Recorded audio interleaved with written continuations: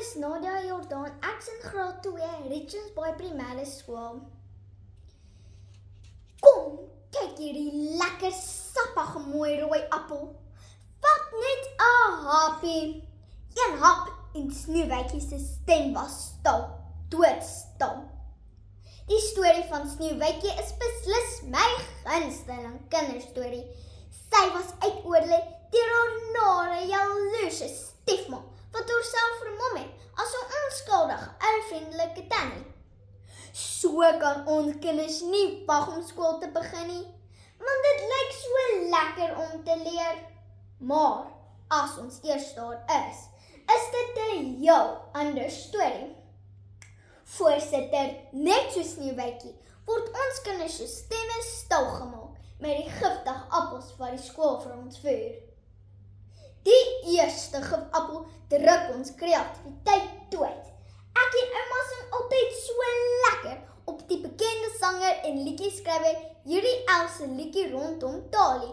Op sy album 18 lekker kinderliedjies wat hy op 2014 vrygestel het. Staan op, sit stil, boeke oop, leer jou les, oelalala.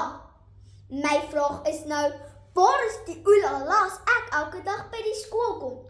En vertel word, kleur binne die lyntjies in, knip reguit. Nee Nadia, ons kan nie op die maan sit nie. Wel ek dit my en Choppie so graag op die maan sit en pizza eet. So dit laat ons kreatiwiteit stadig aan verdwyn. Die tweede gifappel steel ons boublokkies. Dink net, as mens toring bou met boublokkies, met elke blokkie versigtig op mekaar gebou wees, want elke blokkie is belangrik. Maar as iemand so skool jou boublokkie steel, sal jou toring beslis nie sterk wees nie en hy sal omval.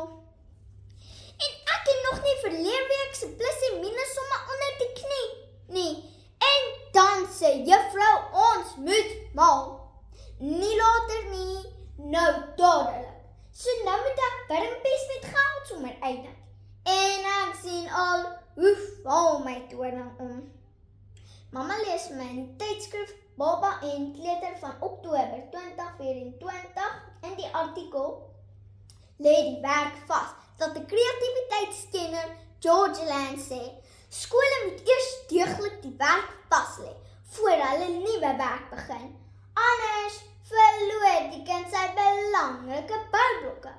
Maar dit gebeur beslis nie met ons skool nie. Ons word net in boksies gedruk. Die derde gifappel is beslis die oordosis huiswerk waarin ons verdrink. My ma se vriend Donktyd is al vir donkie jare 'n skoolhoof by Constantia Park Laerskool in Pretoria.